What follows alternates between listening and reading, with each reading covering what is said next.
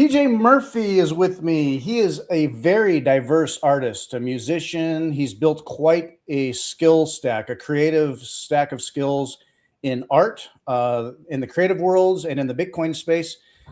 He is the author of The Bounty of Satoshi, a cipher opera, which we will talk about. It monumentalizes the origin of Bitcoin, casting Satoshi Nakamoto's story with a pair of star-crossed lovers who unite to free humanity from the corrupt financial elite. It's a story composed of 12 poems, hand-lettered, each with a watercolor illustration and a song linked in its appendix. The content can be previewed on X. We will get links on here and show the page. Quite an eclectic background and a creative exploration in your life now. TJ, thank you for joining me today. Thank you so much for having me, and thank you for that introduction. I appreciate the opportunity to talk about this project that I'm working on and be in the Bitcoin space. It's a real honor. Yeah, absolutely. I started following you online and enjoyed the feed you had that was artistic and creative in nature. And you know, there's a lot of Bitcoin books out there. There's actually quite a segment of fiction books. Hey, there you go. Yeah, you got your library. I have mine behind me here, but there are fiction books out there as well. I mean, there are adventure tales and mystery tales and speculative. There's a sci-fi book out there, Bitcoin oriented and about Satoshi and the future and the past. What I was attracted to when I saw your Bounty of Satoshi, I thought, wow, this is different. And the term opera, a cipher opera, it's a different take on a creative project that you've done that is different than you've got your art, you've got your fiction and your storylines but you've got music and an opera.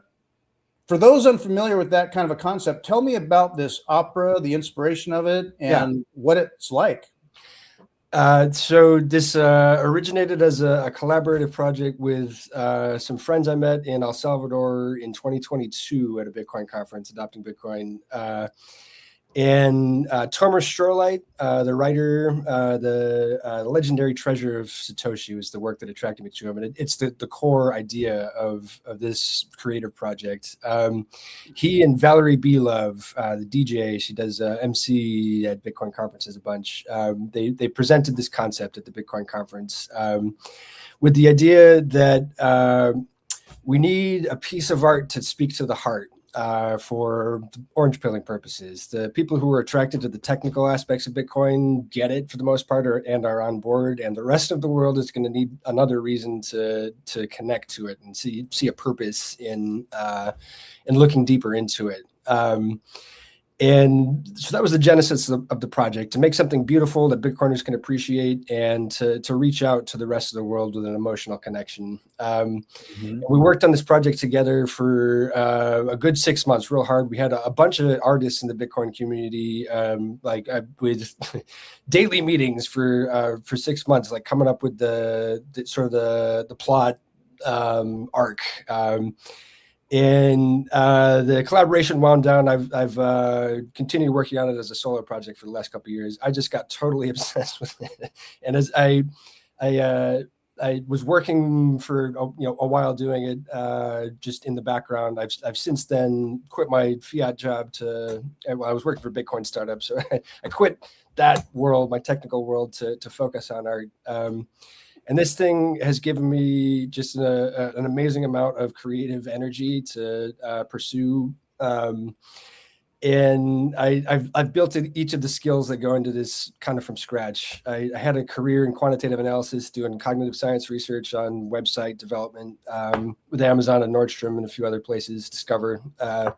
Worked in finance. So I had a hard technical skill set. And as well as a Scrum Master Scrum set. I kind of moved into that direction. Fun.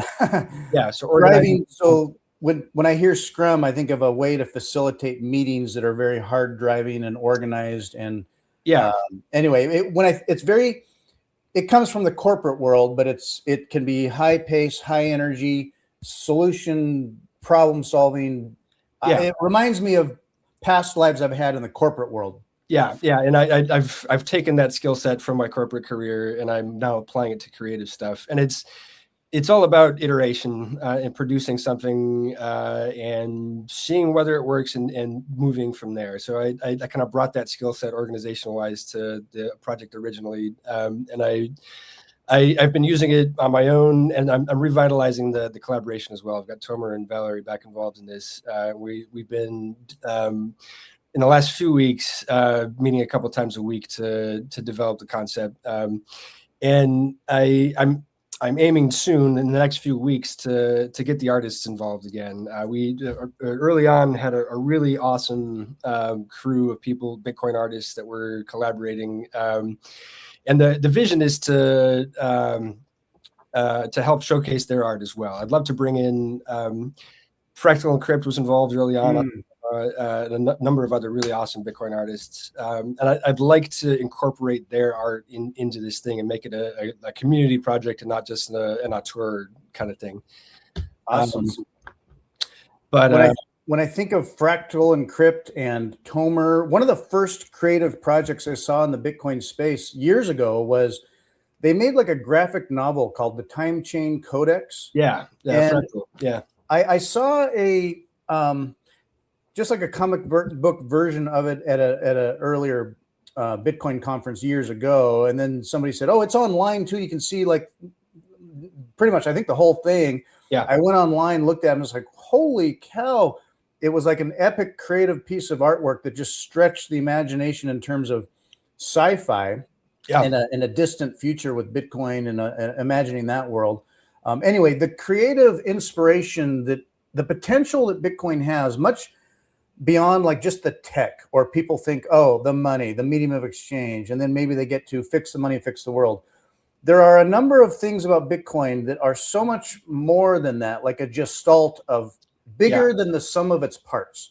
There's the spirit of it all, the change it can affect in individuals and in society at large. There's the mystery of Satoshi. That alone is very interesting to people. Like, who was he? Where did he go? What is all that about? All kinds of theories, like the divine inspiration and the gift to humanity that was. Plus, when you think of Bitcoin art, what I love when I go to a conference and there's the gallery, the art to the side, Bitcoin Art magazine recently is coming out now. Yeah, I just got a copy. I saw that you got that. And art helps connect people in, if you call it, say, a community or the relationship. Where is the human spirit, the human relationship in Bitcoin? Because it may not be apparent to people initially beyond, oh, number go up and it's better for your future. Yeah. But art connects the spirit. Yeah. And the production company that I have started up is called Vermilion Aurora, like bright orange sunrise. And inspiring self-sovereignty is the tagline. And this is the core of the philosophical thing that I want to communicate, underlying all of those things. That's at the core of Bitcoin. It's the reason I discovered Bitcoin in the first place. I was I was working for Discover Financial, the credit card, doing data mining, and I was aware of the inflation phenomenon. You know, I saw the money supply doing this already back in like 2011. And I was concerned about inflation. I was looking into buying gold to try and protect myself from it. Bitcoin crossed my my radar at that point. It took a little bit to wrap my mind around it. I'm like, I'm into hard money. This software token, I don't see how it can be hard money. And it took a year for me to figure that out. But the core of it is self-sovereignty, taking responsibility for yourself, making decisions about how you're going to live in the world for yourself. And Bitcoin is a tool that enables us to do that. That's the thing that I'd really like to communicate through the art. And so, like, why through art versus, you know, other forms? There's lots of great technical explainers out there, a lot of, you know, interesting philosophical essays and things. Tomer is a great example. But art, to put it in like Ayn Rand's terms, allows us to concretize our concepts into symbols that we can communicate into the world. So whatever our core beliefs are, if we can find ways to create symbols out of them, we can communicate them to other people. And plant the seed so those things can live in others as well. So inspiring self-sovereignty is the thing that I'd like this to do, and I'd love for people for that to land in people and grow. I think adopting Bitcoin is a really key, important way that they can achieve that. But there's lots of others as well, and that's probably not even the first step. Adopting Bitcoin, it's a matter of recognizing that you are in control of your own destiny and making that real. And it's not automatic or easy. Like you can decide that you want to be self-sovereign, but you might have a long path to get there just because of the circumstances you're in the world. Absolutely. And when people think of an artist, you think of the liberal arts. They might presume things about artists that the stereotype might be, not necessarily good at business or good at money, or a little more, open-minded so much that they're exploring, but they're not like, what are the fundamental values in there? I think what's cool about the artists in the Bitcoin space is that there are some core fundamental values that relate to like personal responsibility, self-custody, or taking, what is hard money, evaluating those core important concepts. And yet deep down inside all of us, really, as humans on this earth, if we had the option to choose to thrive in a way that we wanted to, it's going to be crafty, it's going to be creative, it's going to be artistic. I think down in there in all of us, there's a spirit and an artistic sense that if we could communicate our ideas out there, it's not going to be like just business or technology. It's going to be various forms of media in a way that inspires others. And that's the stuff that is like the essence of art. I just think that, people think of Bitcoin artists. I've met many Bitcoin artists that are actually very sound in terms of the core thesis of Bitcoin and what's good for people, but not just creatively or vague concepts, but hardcore quality rules to life. Yeah. And that can be reflected in art. Yeah, absolutely. And I think it's I think there's been an unfortunate trend in the art world for the last, I don't know, maybe 100 years of kind of what you're saying, like being opposed to the world of business and like practical things, but it doesn't need to be that way at all. I think it's a transitory cultural phenomenon. And I've kind of straddled the worlds in my own life. I went to business school, but I had aspirations to be an artist in the background. So I was like, my friends were, artists in the art world and stuff. And it's created a lot of conflict for me personally, as I'm like trying to interact with people who are on the left, broadly, you know what I mean, in the art community. And I felt a lot of struggle in like trying to bring them along, but I think the art world needs a renaissance from that standpoint as well, to kind of unshackle themselves from the leftist, Marxist kind of things that have, I think, dominated the art world space. And we see that really, I think, beautifully among Bitcoin artists. I want to help catalyze that. For example, with Bitcoin Art Magazine coming out and catalyzing, a large number of artists that are out there and getting them connected, it's an early market space to kind of be in. Bitcoin art's been around for a while, but like we'll say, it's like we're all still so early. There's a huge opportunity and space for art with this new set of values and this new tech. I just think it's very up and coming. And so like for artists that are out there and you do art and then, you also understand or into Bitcoin, connect with this Bitcoin art.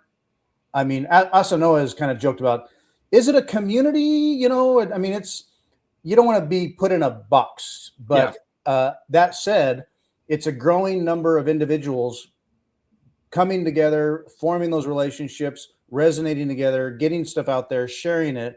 I'll call it a community, but it's growing, and it creates an outlet for people to develop their inspirations and have a direction to go with it. I worked in the corporate world for many years, and on the side, like my boss for a while there, as I got to know him, on the side, he made very abstract, interesting, high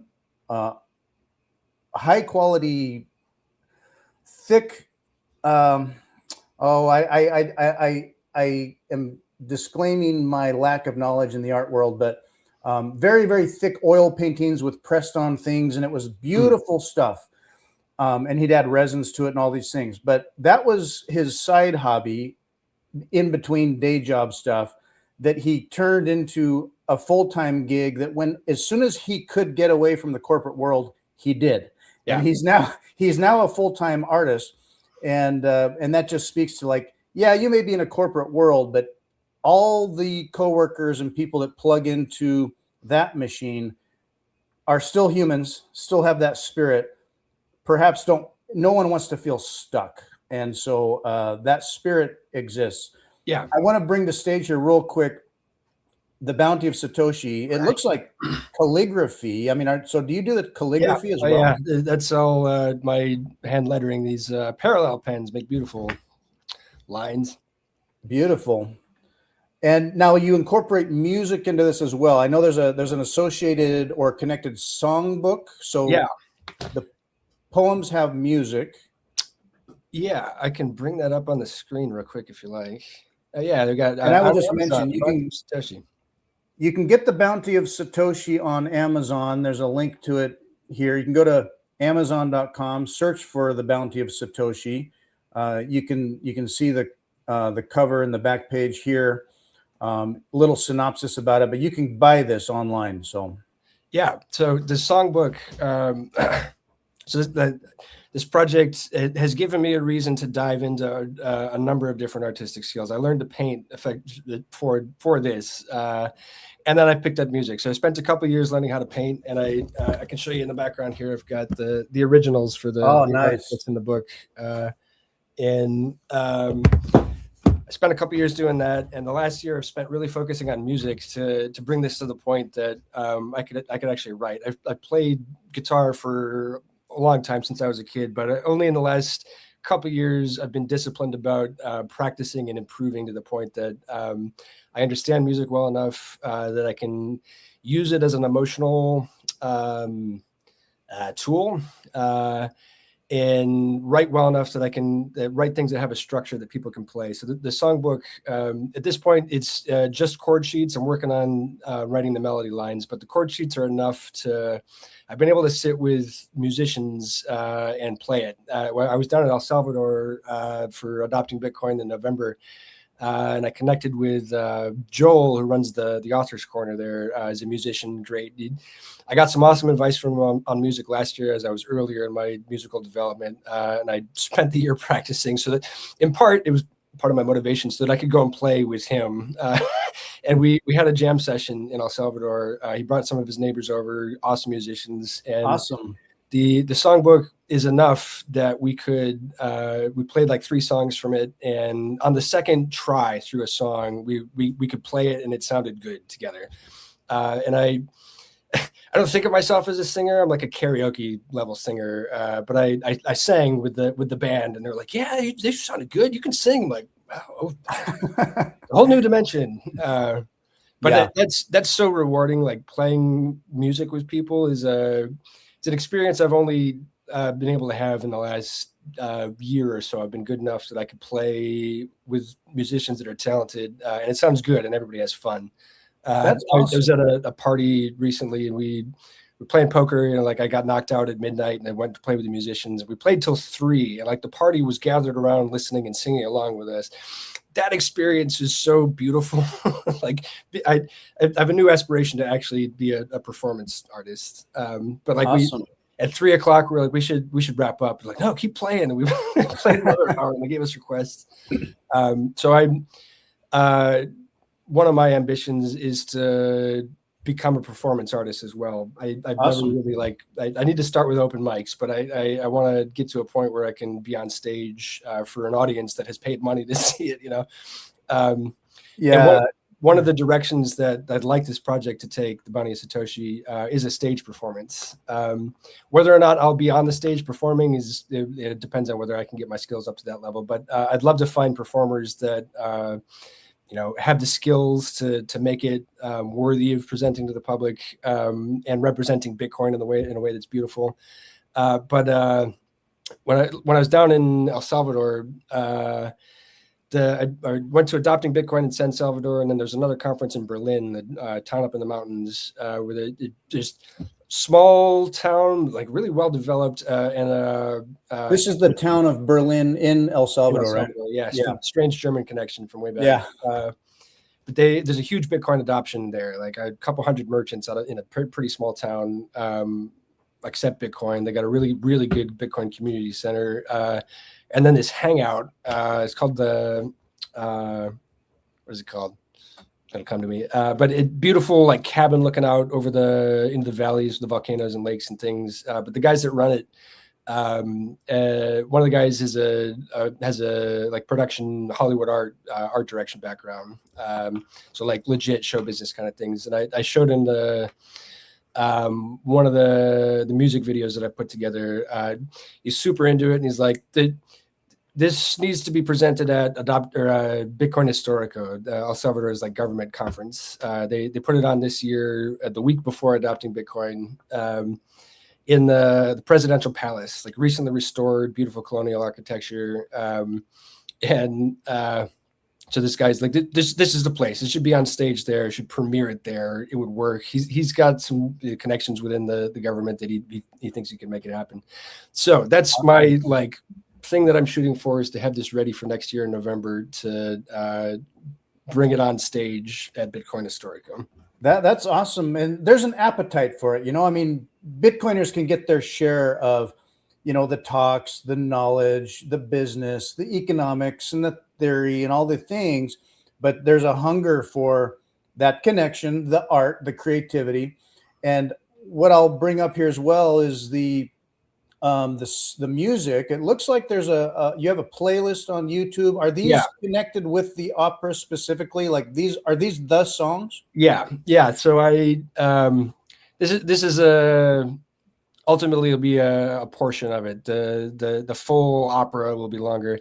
These are just the songs. Also on that playlist are some visualizations. If you look, there's a long track. It's like 45 minutes. That one there.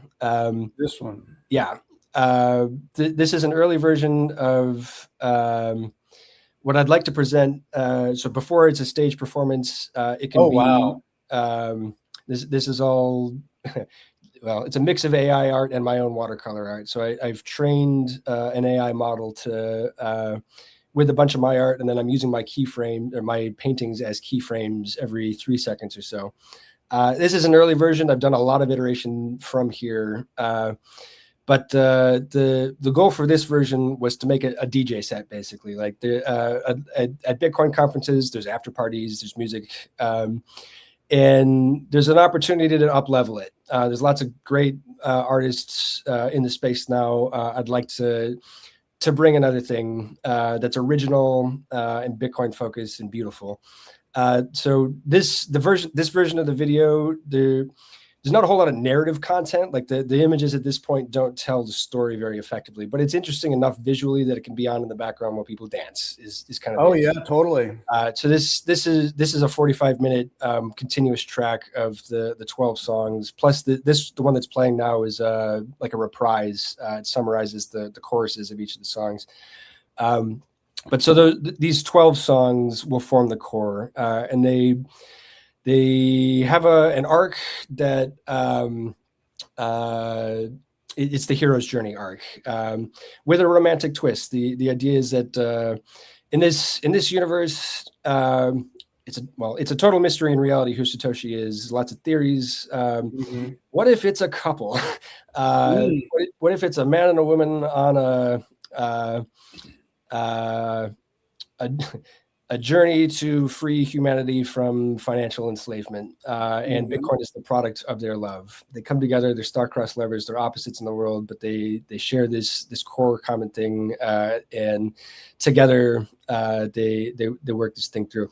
So the 12 songs that are here are the core of the arc, and where Tomer and Valerie and I are currently working on fleshing out the in-between stuff. So there's another 9 songs that bring it to 21, magical number, that tell the other songs give some more like character background, human interest kind of things, the characters' backstories and their traumas and things that motivate them. So the 12 that are out there now, well, and the poems that I wrote are they're very, if you're a Bitcoiner, you'll get it. There's keywords that that touch on the core philosophical concepts without being really super in your face. I didn't want to use technical Bitcoin terms and and be an explainer. I wanted to touch on the kind of the philosophical things from an abstract standpoint. So if you're a Bitcoiner, you'll get it. If you're not, it might lead you down the path to looking further into it. So it's mesmerizing to watch. And so you've clearly been developing knowledge and artistry skill using AI, and even as AI evolves and it gives you more and more tools, where I remember some of the early stuff, I'd be like, okay, clearly AI, not perfect or whatever, but as it evolves, I guess speak to me a bit about, because there's FUD around AI, like, oh, AI is going to take over this or ruin this or remove the humanity from, say, art. But I'm more of an idealist, and I believe that people are going to have to navigate that and decipher that. Like, there's going to be clear fiat AI. I think AI will also be a very useful, creative, productive tool for true human artistry. And like what I'm looking at here, I mean, you can't just say, hey, AI, make me some mesmerizing stuff, and it just, throws this out here. You have to prompt it and build this. And I've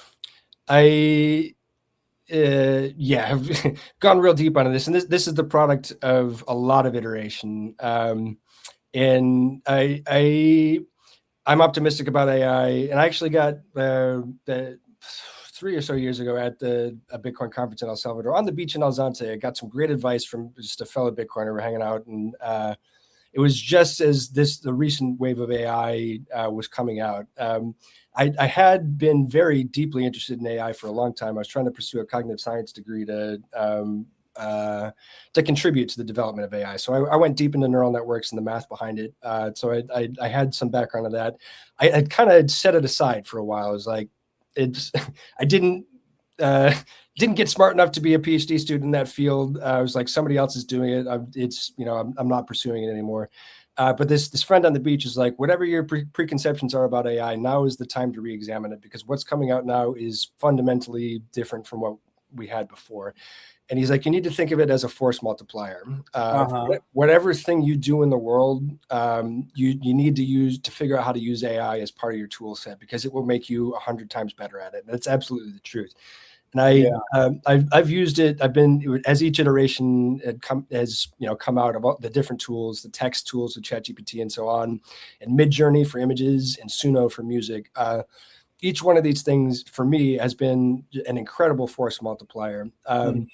Early on, I was started with Midjourney version 1 when this project was ramping up, and we were using it as a creative ideation tool to just explore what the visual images might look like. And you can iterate really rapidly. If you can type out a concept, you can see what comes out of the AI. And I think part of what's interesting about that is that AI is trained on the collective unconscious, basically, of humanity. All the stuff that we've put into the world via our symbols is encoded into these AI models in some way. So when you type something into it, a concept, and what comes back is kind of the filtering of all of humanity's symbols. So sometimes you might get things back that are surprising and insightful. That seem insightful, even though it's just a complicated set of neural networks.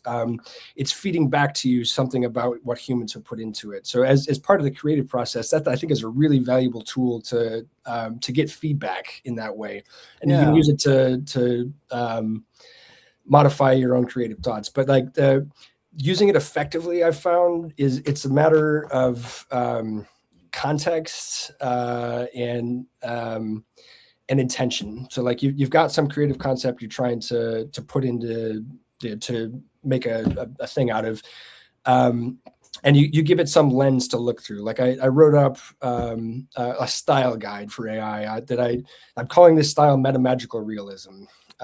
Say that again. Metamagical realism. Metamagical realism. Like magical realism, is a literary style that incorporates fantastical things into an otherwise real world.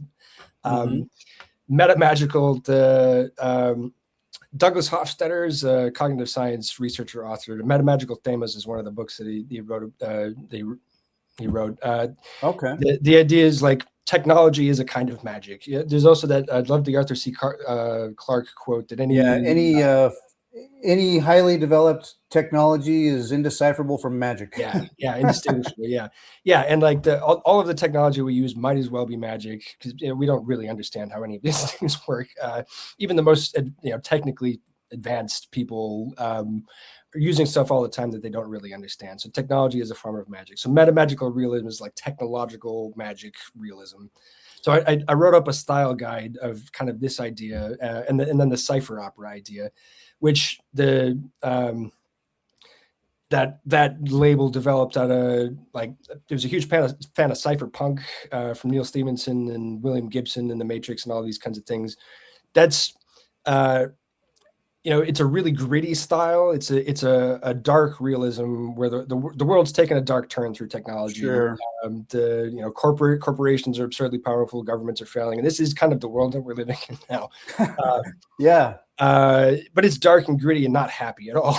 Sure. And I think of Snow Crash, the Diamond Age. Right. William Gibson, I loved, like Burning Chrome was a short. Anyway, go ahead. I love those guys. So. These things are core inspirations for me, but like Stevenson in Diamond Age, I read some his discussion about it. In the very beginning, it starts out with a real cyberpunk feel, and then that character dies immediately, gets killed. And Stevenson at that point wanted that to be the end of cyberpunk. He's like, all right, let's move on to a new aesthetic. And Diamond Age is it's got a different feel to it. It's optimistic. It's there's just like a glimmer of hope that technology will bring us to a positive outcome. So CypherOpera, what I was trying to do with this, as we're developing a rock opera, originally we were calling it a cyber opera, like directly taking the cyberpunk thing. But the cypherpunks, the real world movement, are the core originators of the ideas behind Bitcoin, maybe. So I wanted to create a new style that honors that like evolution of the technology. So and of the aesthetic. So a CypherOpera, it's like post cyberpunk. It's got an optimistic viewpoint for what the world can be. And a bright art style, like you saw in the clip that we watched. I'm aiming for psychedelic, for bright colors, for things that are inspiring and optimistic. So all that in the context of using AI, like I defined how I wanted these things to look, both in words and in images. So I've trained the AI models that I'm using to with those things as context. And when I'm trying to develop a new idea, it's using all those lenses to create the new thing, and that produces something a lot closer to the vision that I'm trying to manifest than if you just go into a new AI session and try and get something out of it.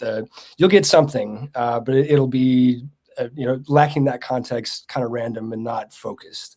So like, as artists, as we're trying to figure out how to develop these tools, it's all about those things. It's still the same creative process. Well, similar. I haven't worked professionally in the art world, but I gather this is the way things work. Where when you're working with a team, you lay out the foundations in the background, and each of the creative minds working on it use that as the lens to produce the next more assets. Yeah, so you're using technology, sure, but you remain in the driver's seat. You Yeah, have a vision for what you want. You may not fully know exactly what you're going for till you see something that represents that you can work with.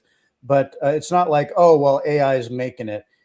You yeah, are making it with help that you couldn't do without the yeah, tools. And yeah, it's like yeah. people It's create a new type of a tool, a new type of a new media, a new paint, and something online, digital, whatever. This is a next iteration of that. I think it's just a new chapter in what art can be. And meanwhile, you're still a great artist. You paint. oh yeah.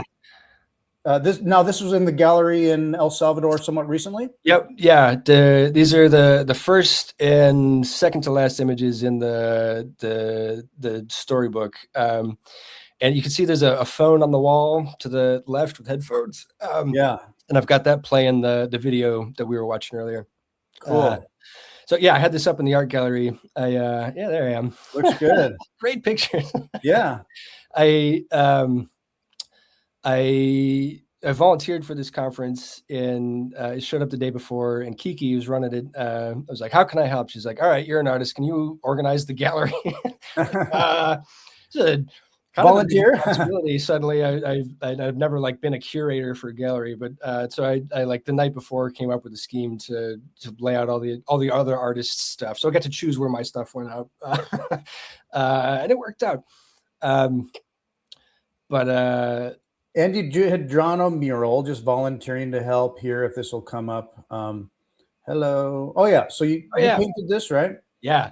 Yeah, so in Berlin, the week after adopting Bitcoin, I similarly showed up at the community center as they were getting ready for the conference. And I was like, "What can I do?" My Spanish is so. You know, I can Yeah. communicate, but I'm you know, I don't always fully understand. But I was like, "What can I do?" And like, "We got this sign we need to paint." And I was like, "Cool, I'm an artist." And they're like, "Oh, thank God." uh, and they gave me a flyer with basically those graphics on it, and I took a photo, used their projector, and projected it onto this sign.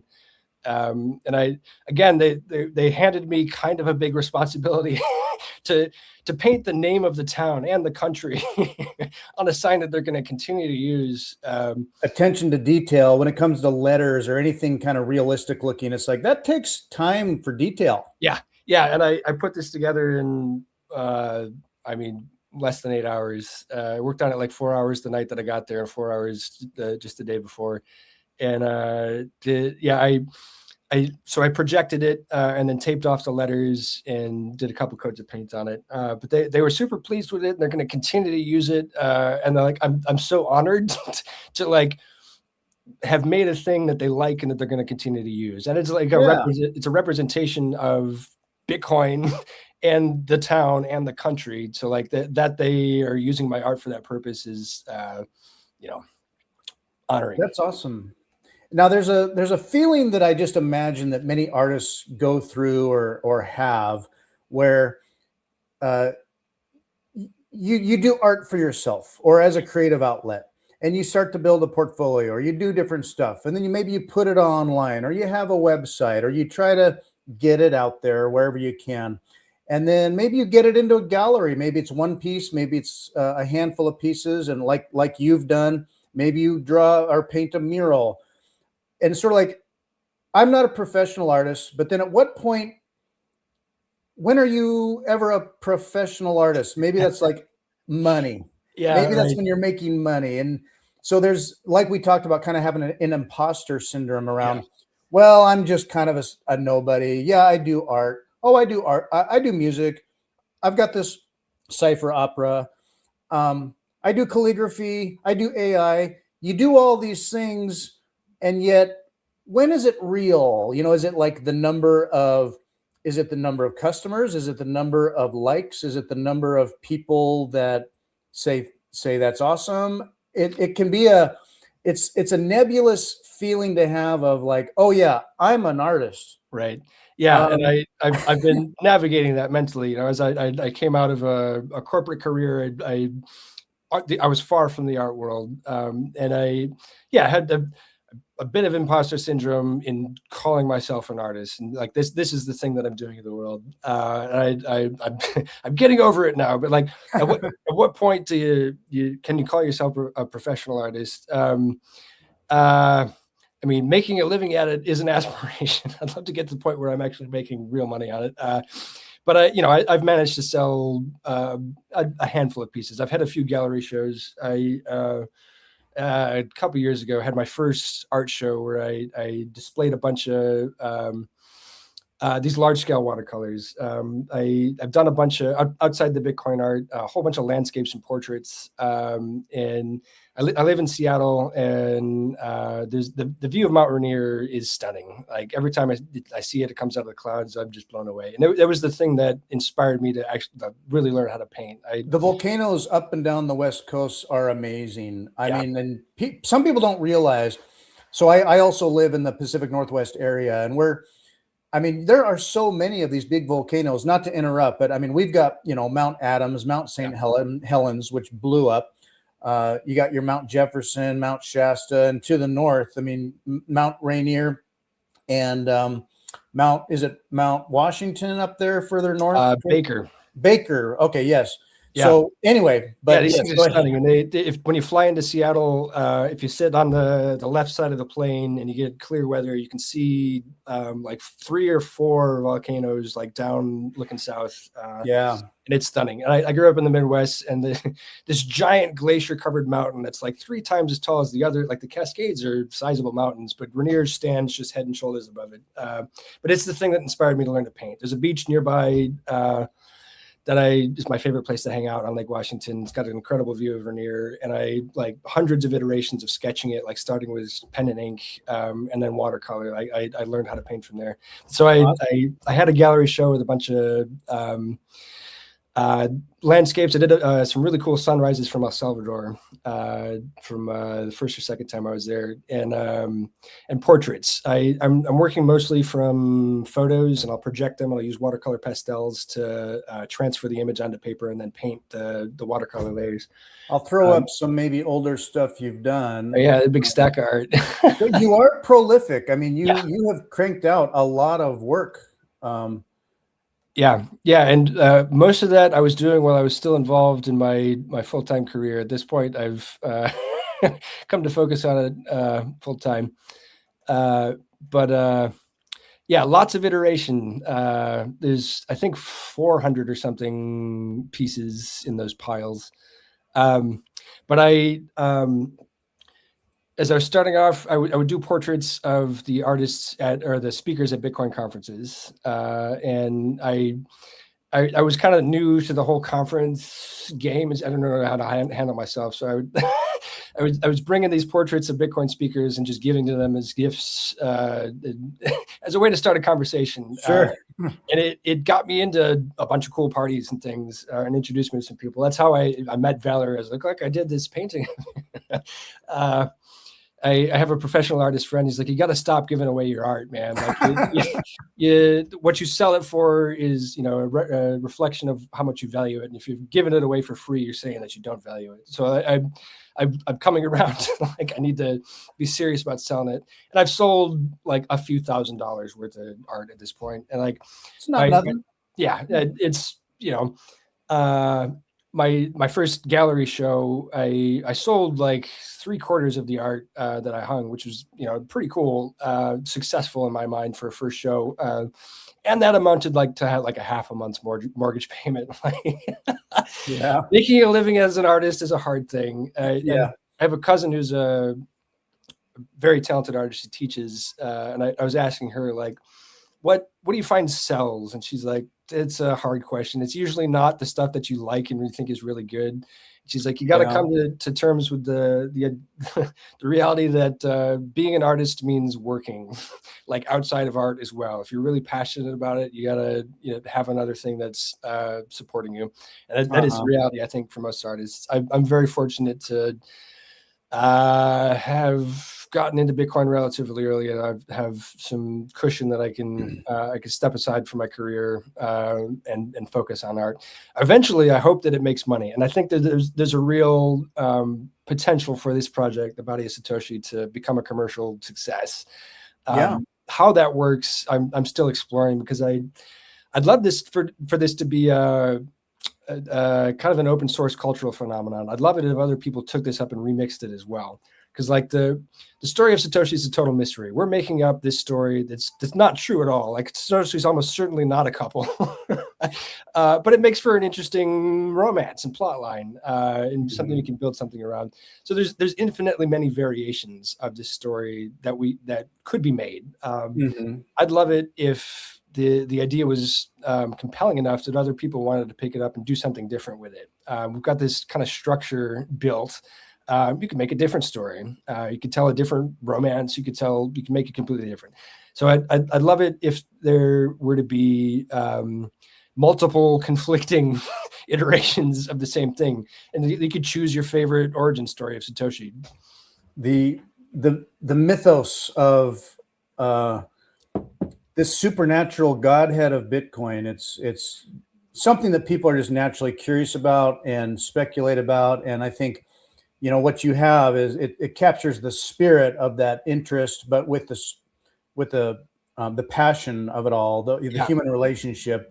And not to cast a frame on it, but like the story of like Romeo and Juliet, and they're in a system of families and a hierarchy and rules, but what's true to the story is the love, the magic of it all, despite a system. So anyway. Exactly, yeah, and it's a similar motivation here. Could I give a quick synopsis? Oh yeah, go ahead. I'll share my screen, and I'll just walk through the images real quick. Yeah, if you can share it, I'll throw it up.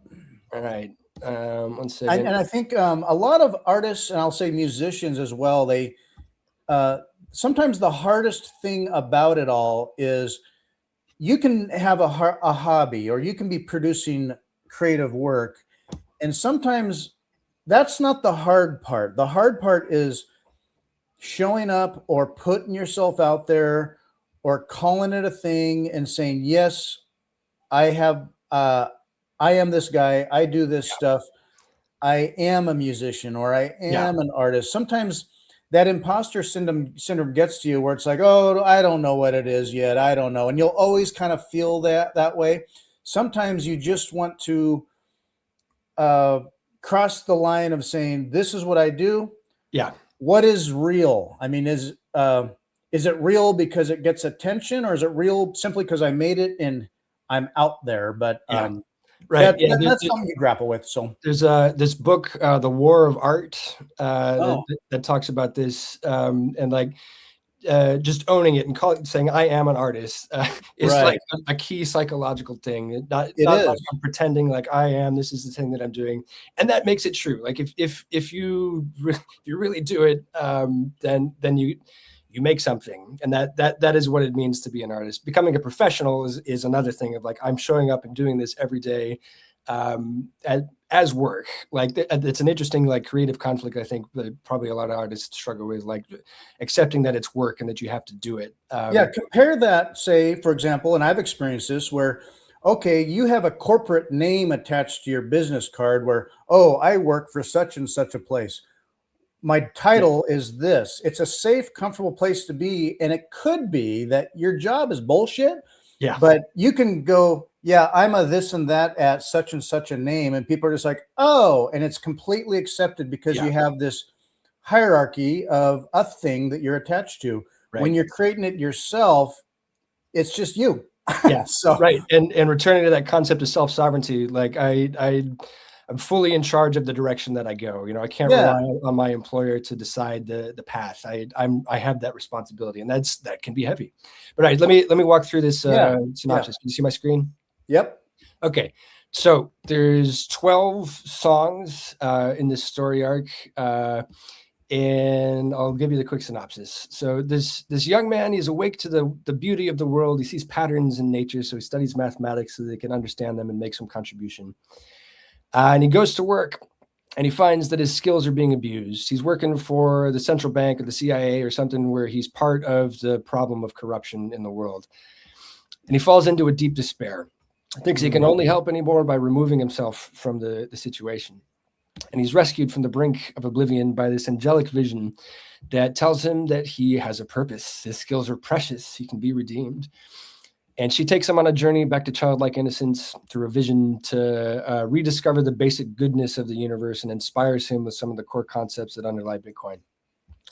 He awakes from the vision, commits himself to the path and all the hard work that it's going to take, and meets a collaborator in the world. There's a picture of his vision, a woman who is his complement, his equal opposite. She brings to the picture the things that he lacks.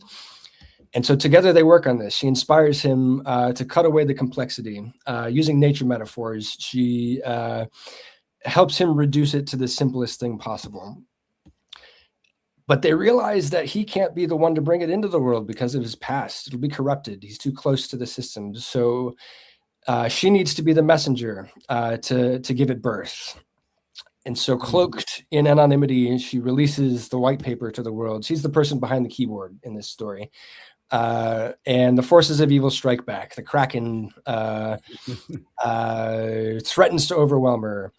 And at the peak of her crisis, he rallies their allies, the cypherpunks, to come to her rescue and pull her out of the fire. And they sail off into the sunset together to live their lives peacefully and quietly. But they leave behind a beacon of hope to inspire the rest of humanity. And the connection point to the real story is the bounty of Satoshi, the untouched treasure of Satoshi, at this point worth something like $100 billion that's never moved. It's a huge mystery. Like, do they still control it? Have they given up the keys? Nobody really knows. In this story, they've left it behind to inspire us. They've given us the tools that we need to attain self-sovereignty, and now it's our turn to carry the torch. Awesome. So the gift. Yeah, right. You could call it the gift of Satoshi. That was a working title. But I went with the bounty of Satoshi because it has a couple of double meanings. I heard Andreas Antonopoulos years ago talk about the security of Bitcoin. There's a multi-billion-dollar bounty to hack it. Anybody, if they could achieve that, they could steal all of Satoshi's coins. And it's the bounty's remained unclaimed for 15 years, and they'll probably remain unclaimed for forever. Bounty is also like the product of this of sound money is a bountiful universe, a bountiful human economy. Another dimension, let me scroll up to the top here. The symbol that we use for Satoshi, for the base unit of account, the three horizontal lines with the vertical slash, right, actually means bountiful. Oh, really? Kanji means bountiful. It's part of why they chose it for that. Oh, interesting. It's also a given name, a Japanese given name, pronounced Yutaka. And that was the working title or working name for the character, the male character, for a while, is Yutaka. I've since changed that, gave it another layer of abstraction. It's a name in another language, in Shona, that also means bountiful. But it sounds like a Japanese name, Tanaka. So the layers of meaning behind that. But yeah, that's awesome. That's the core idea, and I'll show you real quick the songbook, what it looks like. Yeah. Well, and if you have time as well, just any example representation of music you want to play too. Yeah. We can do that before we are done. Yeah. So this itself is a lot of work as well. I mean. This table summarizes the entire 12-song arc with the BPM, the mood, the key, and the chord changes through it, and then the lyrics themselves. These chord sheets, they lay out the table, and then these are the the words. So yeah, if you like, I could try. Yeah. It's been a little while since I practiced this, so I'm gonna be rusty. My little backpacker guitar. Shall I bring you up on big screen here? Yeah, sure. Yeah, I gotta look at the chord sheets, but let me see if I can remember how this goes.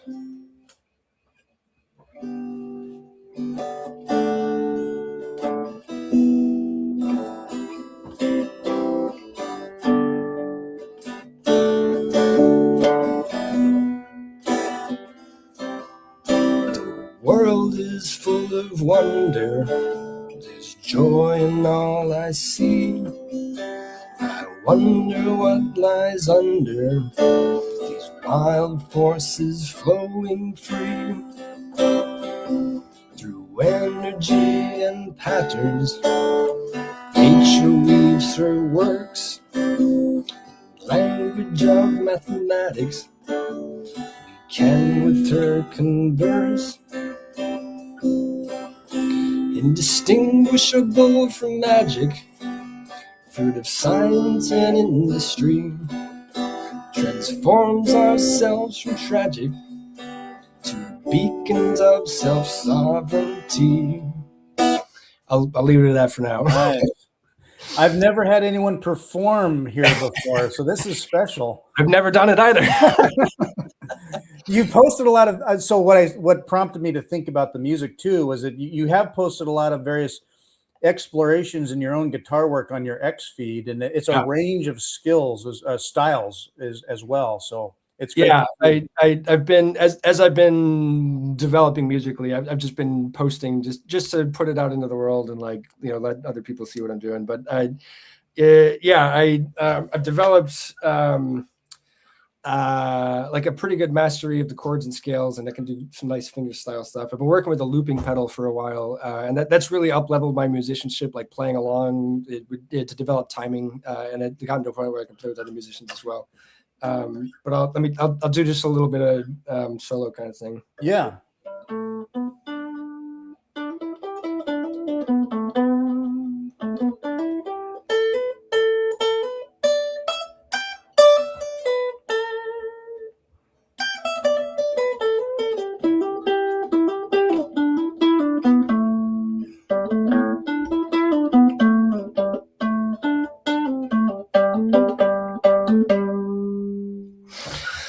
Awesome.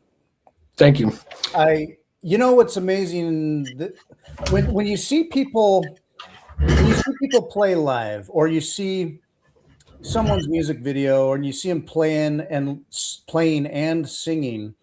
It's been years, but I was learning to play just a little bass guitar a long time ago. Actually, I was living in Seattle at the time as well, but I started to learn enough, or I can kind of dink on the ukulele right now. But it's one thing to play, it's another thing to sing, and then you try to do both, and all of a sudden, my brain, I don't have two brains, and I'll be like, totally. I can't think.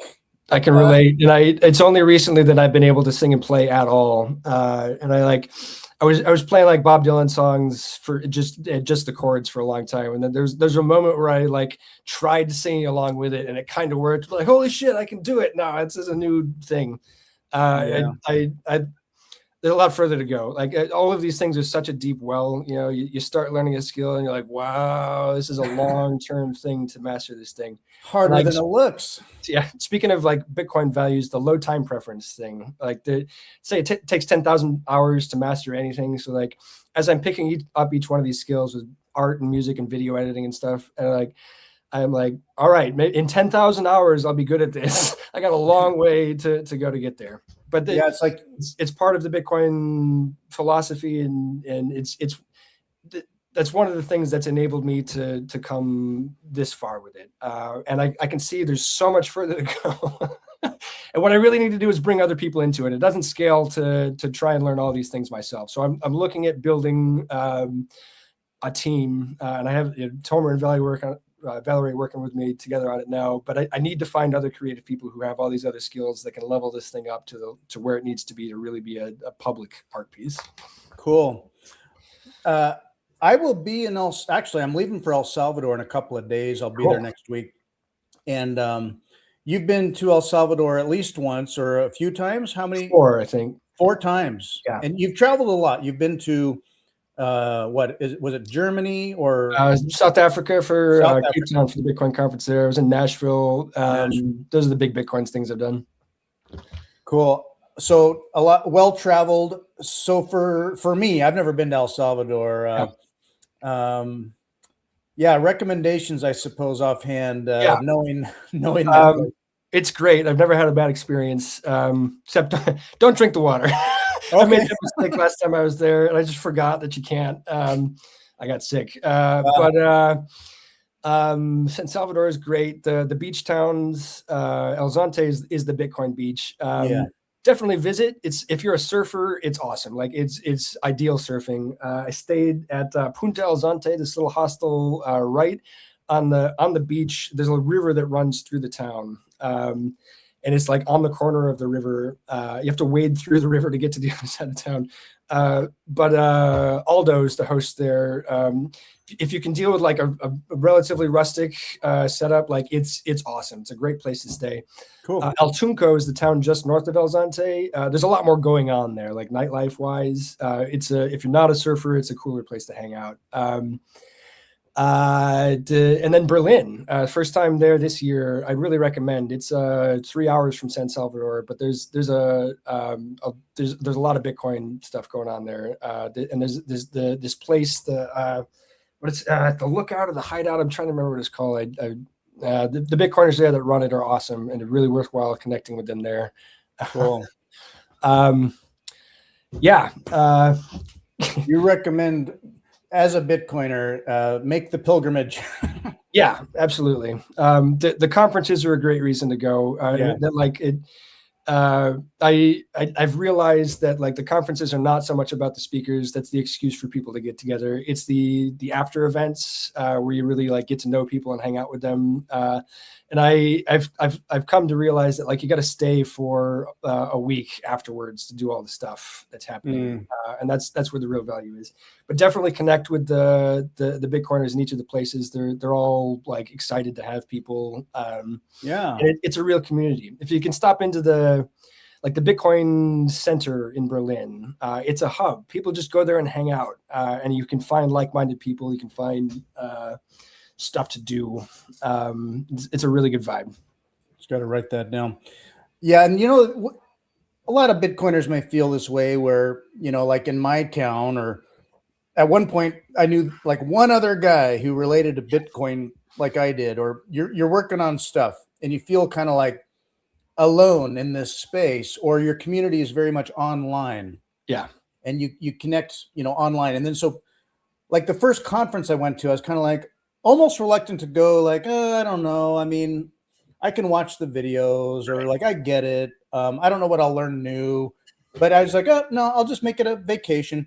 And you don't realize until you're there that human connection, the relationships, the networking, you're surrounded by like-minded people. And it's much more than just like, oh, I'll go to a conference.